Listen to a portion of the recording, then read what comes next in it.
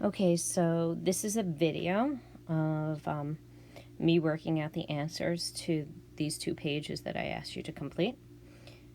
So the first question, they're just asking us for A, B, and C to solve for x, right? So if I bring everything to the left here, I get x squared minus 4x minus 45. So are there 2 numbers that multiply to negative 45 and add to negative 4? So if you could factor it.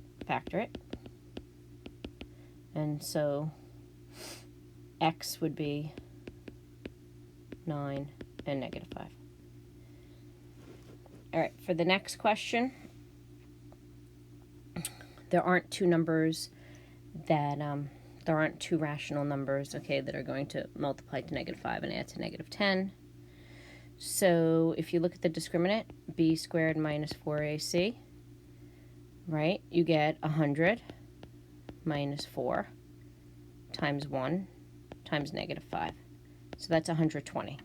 That's not a perfect square, and it's not 0, so that means it's not factorable.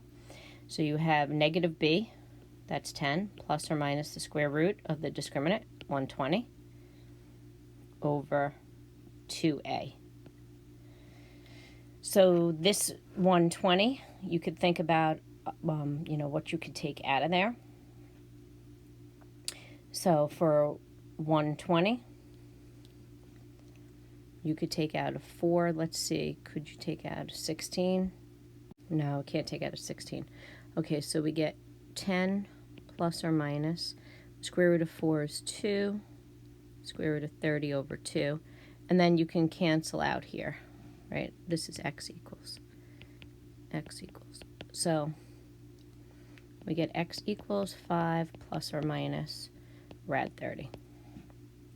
So that means x is 5 plus rad 30 and 5 minus rad 30. Those are irrational. All right, so I haven't taught you how to do C. My son actually had this for homework in pre-calc. All right, so don't worry about C, but in case you're curious, you have x plus 8 times x plus 7 is greater than 0.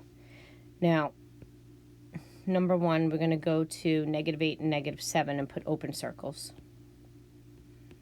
Okay, but we want this product, like you can think it through. We want this product to be positive, right? So if you think about values, if both of these are negative, then it would be positive, right? Or if both of these expressions are positive, it would be positive. So that would be here and here. So that would be your solution. So it would be x is less than negative 8, or x is greater than negative 7.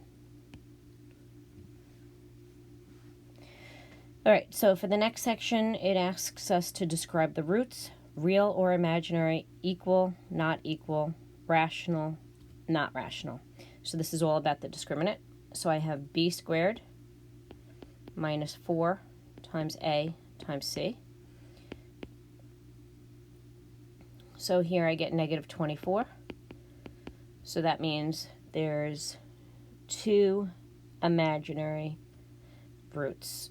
Okay, they're complex conjugates. 2 imaginary roots, which are complex conjugates.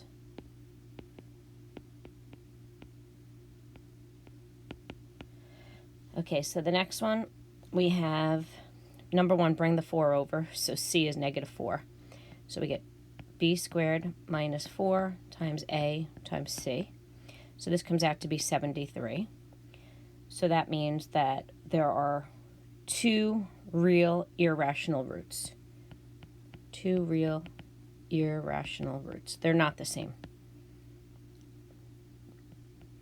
Distinct. Or unique, whichever word you want to use. So the next one, as you know, is a perfect square trinomial. This is x minus 3 squared. So you don't even have to do the discriminant when you realize that it's factorable. So that means this is a double root. All right, so there's one real rational root. Double root. In question D, we get b squared minus 4 times a times c. So since this is 49, that means it's factorable. Now you probably wouldn't have recognized easily that that was factorable. But 49 is a perfect square. So there's two real rational roots. Distinct. They're different from one another. In question E,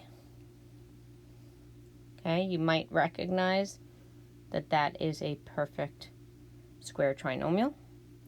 If not, you would just get 400 minus 4 times a times c, which is 0. So you could recognize it that way too. So there's one real rational root. Okay, it's a double root.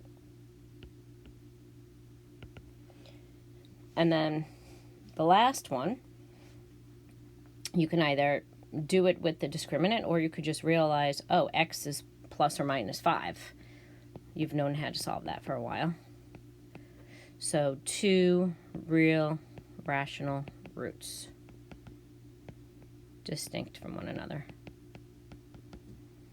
Okay, in number 3, it says, which of the following equations has real, rational, and equal roots? So if you recognize that the second one is a perfect square trinomial, then you could see it that way, right?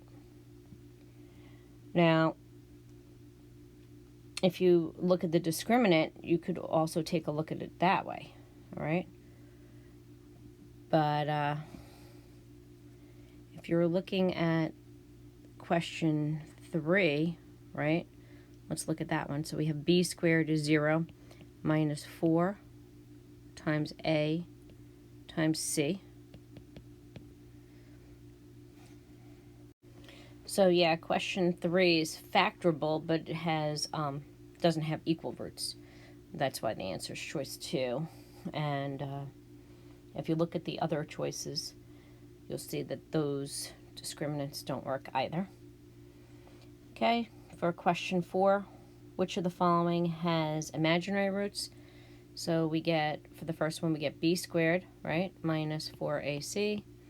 So that's 25 minus 4 times 2 times 9. As you know, this is larger than 25, so it's negative. So that means that it has imaginary roots. So in question 5, they're asking us, which of the following could be the value of the discriminant of a parabola that does not intersect the x-axis? So that means there's no real roots. So that's why the discriminant would have to be negative. That's what that question's asking. Number 6 is asking, which of the following could be the value of the discriminant of a parabola that intersects the x-axis at 2 distinct points? Well, if the discriminant is 0, there's a double root, right? So the roots would be equal. If they're negative, it's imaginary.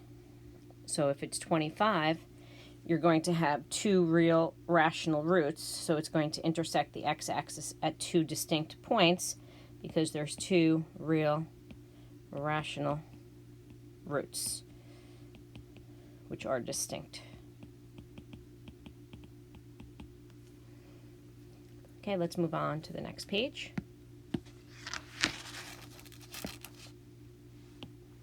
So for the first question on this page, we want to find the value of b that would produce 2 real rational equal roots. So if I take the discriminant, I get b squared minus 4ac, which becomes here b squared minus 4 times 1 times 9. I need to set that equal to 0, since I want 2 real rational equal roots, aka double root. So I get b squared minus 36 is 0. B squared is 36. So B is plus or minus the square root of 36.